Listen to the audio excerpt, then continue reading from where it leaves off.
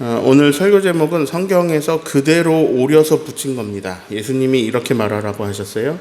이 집이 평안할지어다.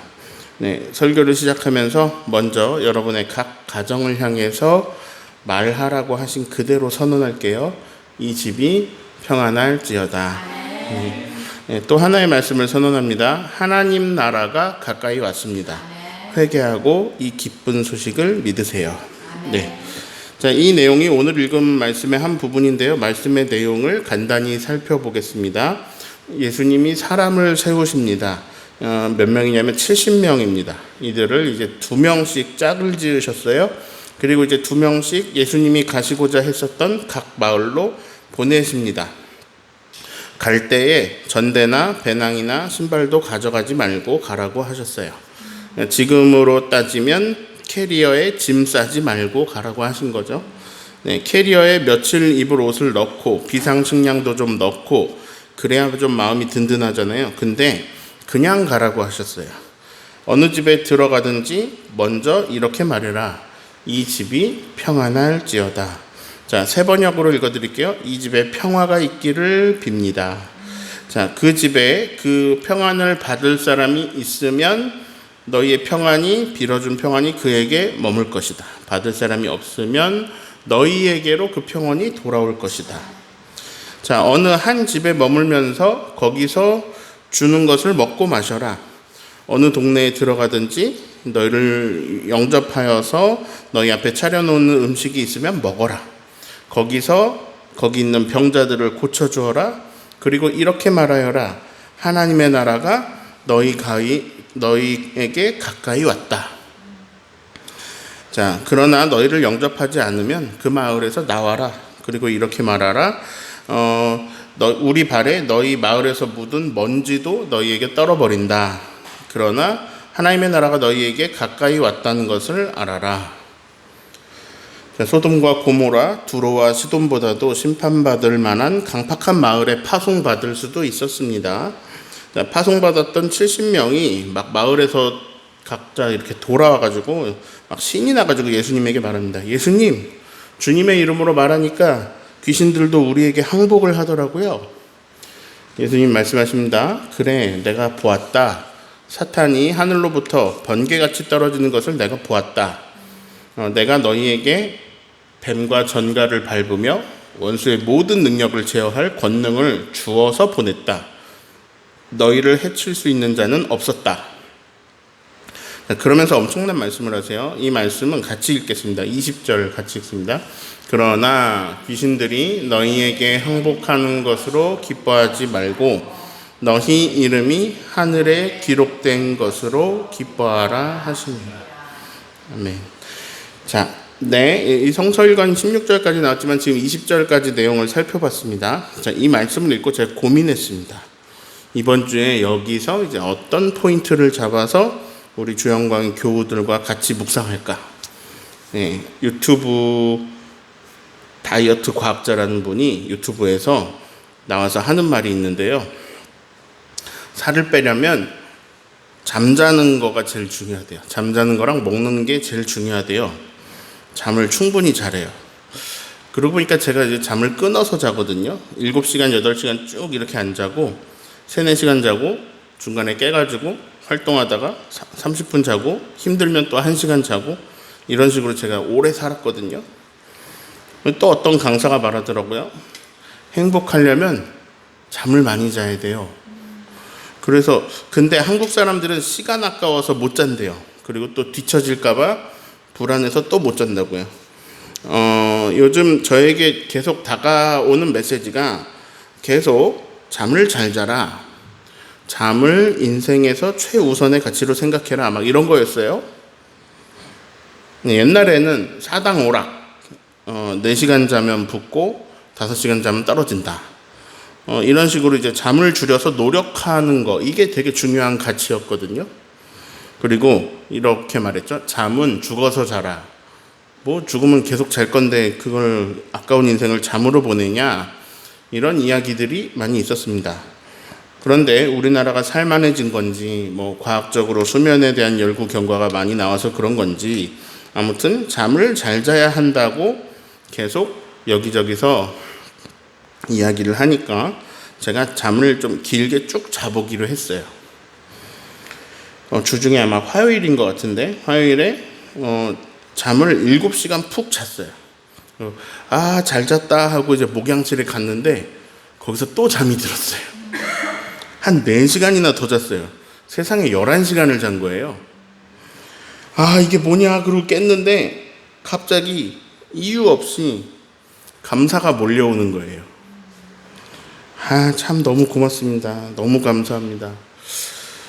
감사가 이렇게 몰려오더라고요. 이게 화요일에 있었던 일이에요.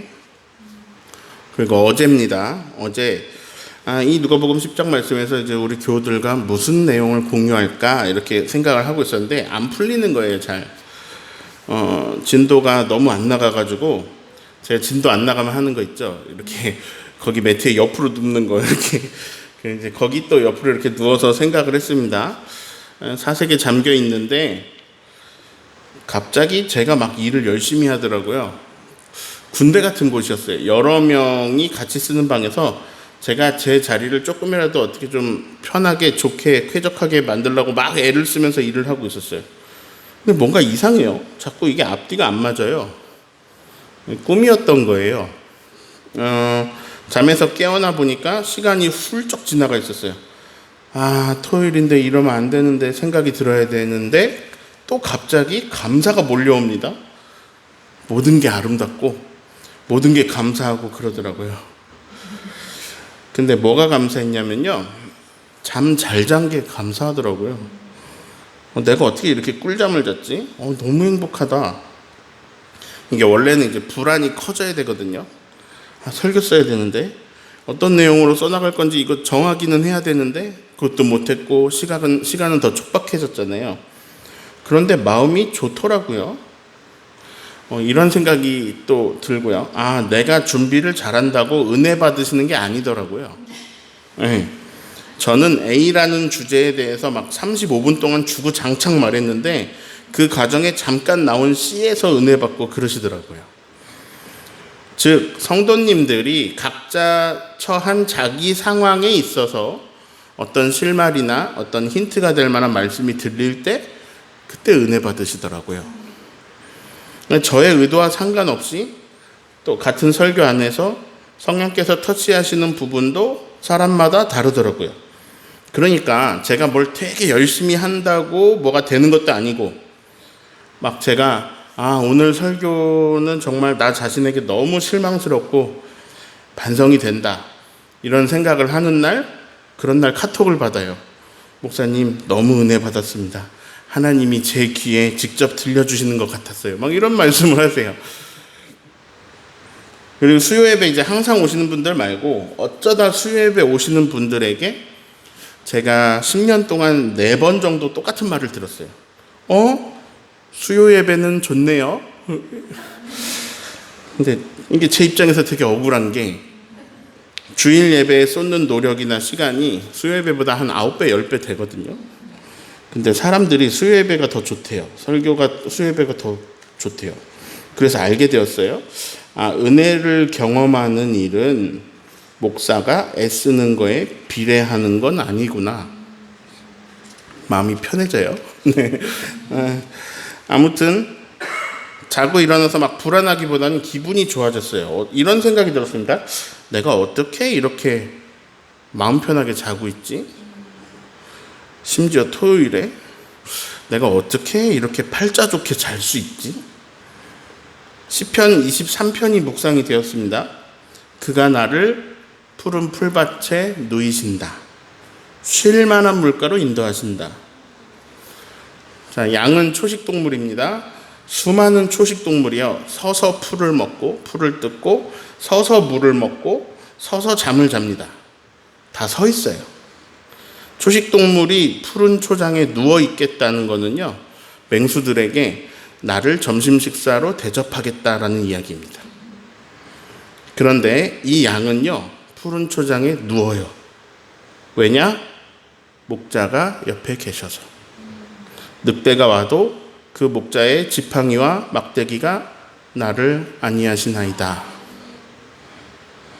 의도한 건 아니지만 제가 팔자 늘어지게 자고 일어나서 그리고 다시 이제 이 누가복음 10장 말씀을 읽는데요. 갑자기 말씀이 전부 새롭게 보입니다.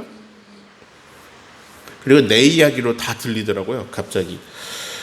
저는 이제 포인트를 여기다 뒀어요. 이 말씀을 어떻게 하면 성도님들의 이야기로 만들어 드릴까?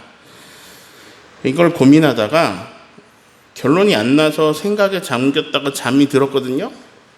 근데 이게 그러고 나서 다 내 얘기로 들리니까 화요일인가가 아무튼 11시간 잤던 날 몰려왔던 감사와 더불어서 제가 너무너무 막 모든 게 고마운 거예요.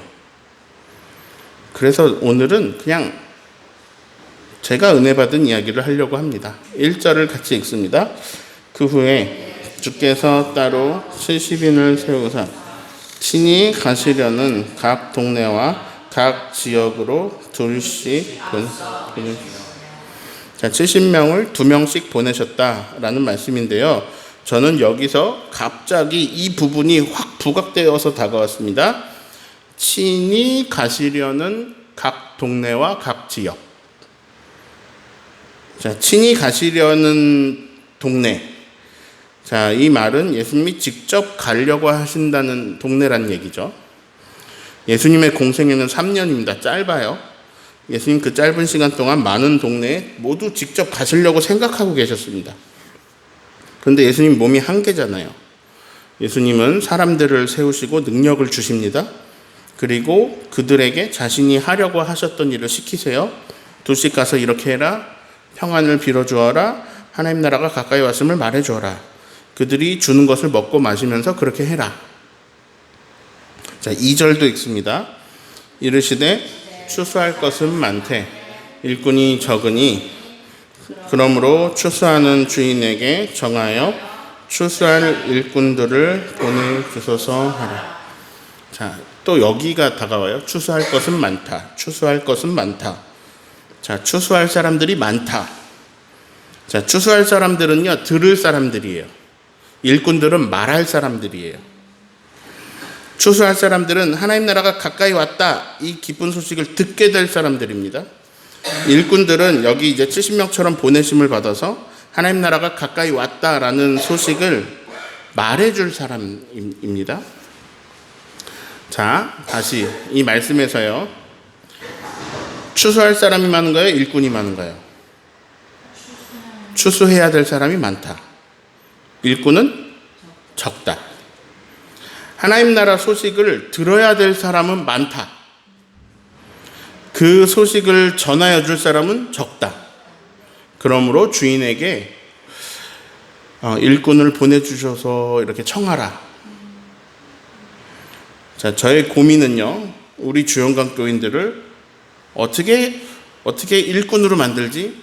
그리고 어디로 가라고, 어디로 파송하지? 막 이런 거에 있었어요. 근데 조금 다르게 생각해 보기로 했습니다. 교회가 너무나 전도 이렇게 많이 말했어요. 추수할 일꾼이 되자. 이거 너무 많이 말했어요. 근데 이런 말은 안 했어요.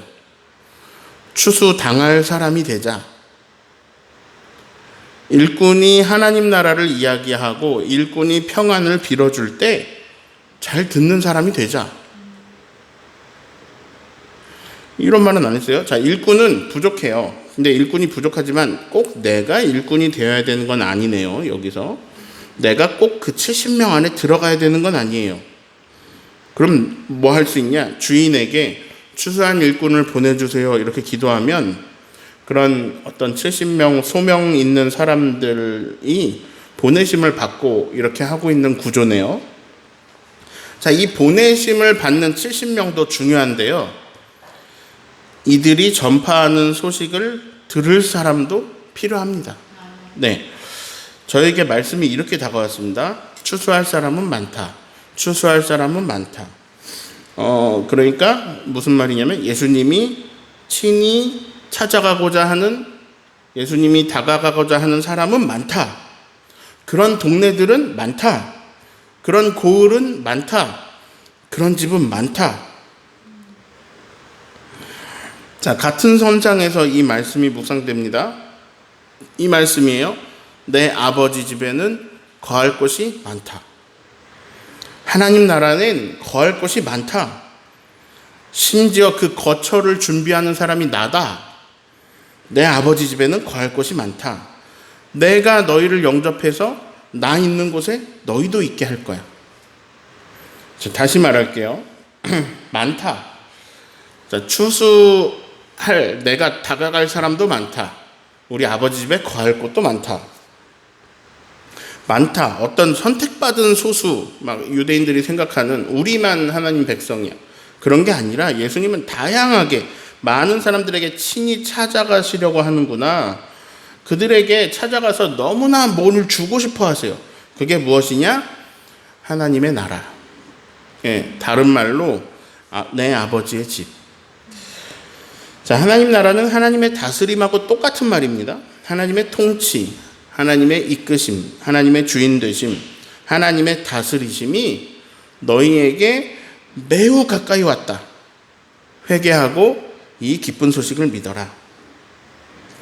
자, 아무튼 그래서 예수님이 70명, 둘로 나눴으니까 이제 35팀 만들어가지고 이제 각각 다른 동네로 보내시죠. 여기는 다 예수님이 친히 가시려고 했던 동네입니다. 근데 또 새롭게 읽히는 내용이 있었습니다. 다시 1절 보실까요? 저기서 둘씩 앞서 보내시며 이렇게 하셨어요. 저는 이 말씀이 굉장히 신기했습니다. 예수님 몸이 하나니까 가야 될 마을은 많으니까 일꾼들을 70명을 세우셔서 모아가지고 보내시는구나 이렇게 생각했거든요. 그런데 앞서 보내셨다는 말은 예수님도 가셨다는 말인가요? 예수님은 안 가시고 일꾼만 보내고 끝났다는 얘기인가요? 먼저 일꾼들이 갔지만 예수님도 또 가신 거예요. 그 마을들에. 근데 이 마을이 이제 적어도 35개죠. 12제자들과 다니신 곳은 훨씬 더 많죠. 아무튼 예수님이 또 가셨다는 거예요. 그리고 이제는 우리가 압니다. 우리가 성령 강림절을 보내고 있는데요. 이제는 알아요. 보혜사 성령님이 오십니다. 이제는요, 성령께서 동시에 그 마을에 있는 집집에 그 집에 있는 개개인에게 전부 가실 수가 있습니다. 예수님이 가시려고 했거든요. 자, 아무튼 일꾼으로 파송받은 사람들이 하고 있는 일들이 있는데 이걸 보면요, 별로 어렵지 않습니다. 일꾼들이 하는 거, 첫 번째, 평안을 빌어준다. 두 번째, 병자들을 고쳐준다. 세 번째, 하나님의 나라가 너희에게 가까이 왔다. 이거 전해준다. 예수님이 능력을 주고 보내셨거든요. 그래서 막 병고침도 일어나고요. 귀신들이 항복하는 일도 일어나고요. 하나님 나라의 소식도 전해집니다. 평안을 받아들이는 사람들도 있었습니다. 그런데 평안을 빌어주는데 그걸 받지 못하는 사람도 있었습니다. 그들을 영접하지 않는 사람도 있었습니다. 자, 하나님은 계속 누군가를 보내주셨습니다. 각 시대마다요. 모세를 보내주시고 선지자들을 보내주시고 일꾼들은 계속 있었습니다. 제 이야기로 읽히니까 저는 이제 어떤 사람인지 생각해 봤습니다. 근데 저는 이제 여기서 이 70명으로 세움받은 사람 같은 역할이더라고요. 저는 일꾼들의 역할이더라고요. 자, 그래서 근데 그 일꾼이 되기 전에 저에게 수많은 일꾼들이 저를 찾아왔습니다. 와서 하나님 나라를 전했어요. 어느 날 갑자기 저도 보내심을 받는 일꾼 자리에 서게 되었습니다. 그리고 예수님이 친히 오고자 하셨던 곳에 보내심을 받았거든요. 거기가 제주도 하귀리의 주영광교회입니다. 네, 예수님이 여기 직접 오시려고 하신 거예요.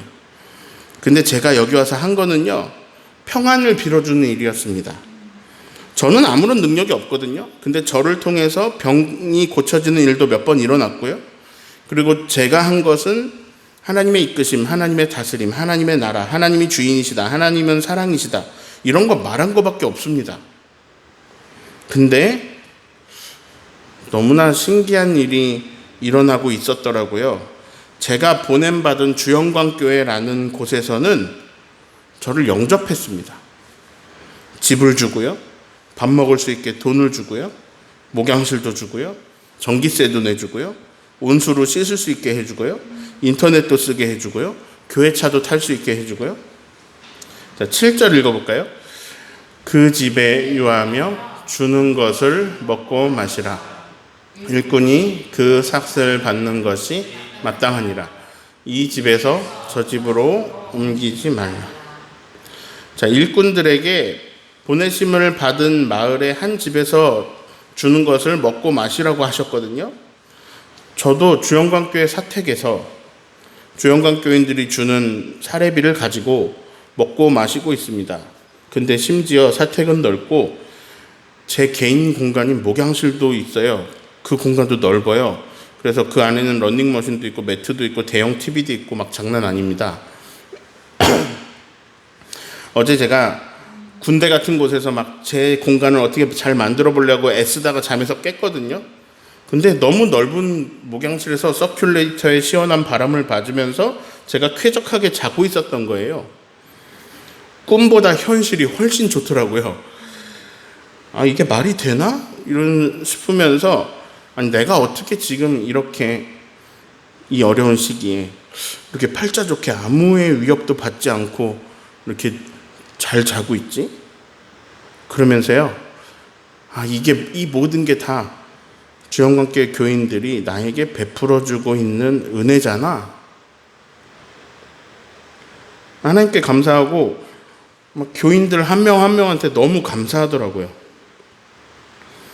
나를 쫓아내려는 사람도 없고 목사님 미워하는 사람도 없고 그저 저를 용접해주고 어떻게든 먹이려고 하고 잘해주려는 사람밖에 없어요.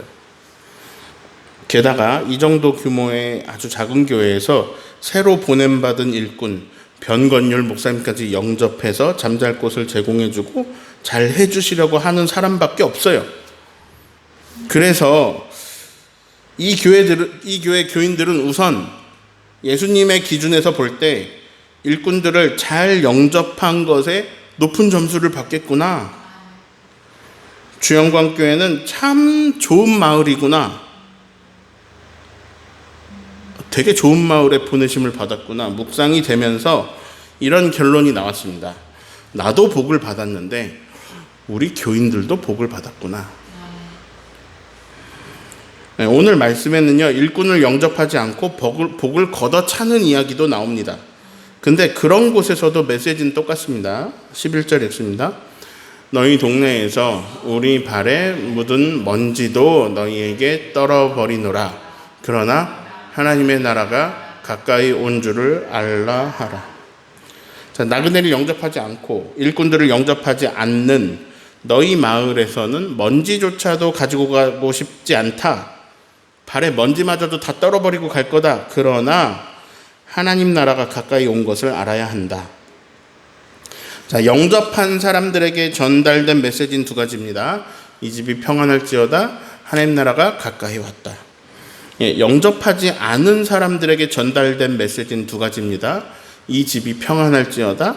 하나님 나라가 가까이 왔다. 자, 뭐가 다르죠? 똑같습니다. 그런데 평안할지어다 할 때 그 평안을 받게 되는 집이 있고 평안이 머물지 못하고 일꾼들에게 돌아간 집이 있습니다.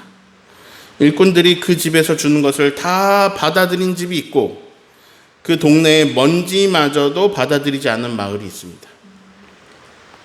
이 말씀을 여러분에게 스스로 적용해 보세요. 여러분 가운데는 이 70인처럼 일꾼으로 부름받아서 어디론가 파송받는 분도 있을 겁니다. 예수님이 어디론가 보내시는 분도 있을 거예요. 여러분 중에는 추수당하는 역할, 듣는 역할, 하나님이 귀히 여기셔서 찾아가고자 하시고 일일이 찾아가고자 하시는 그 귀히 여기는 그 추수당하는 역할을 맡은 사람들도 있으실 겁니다.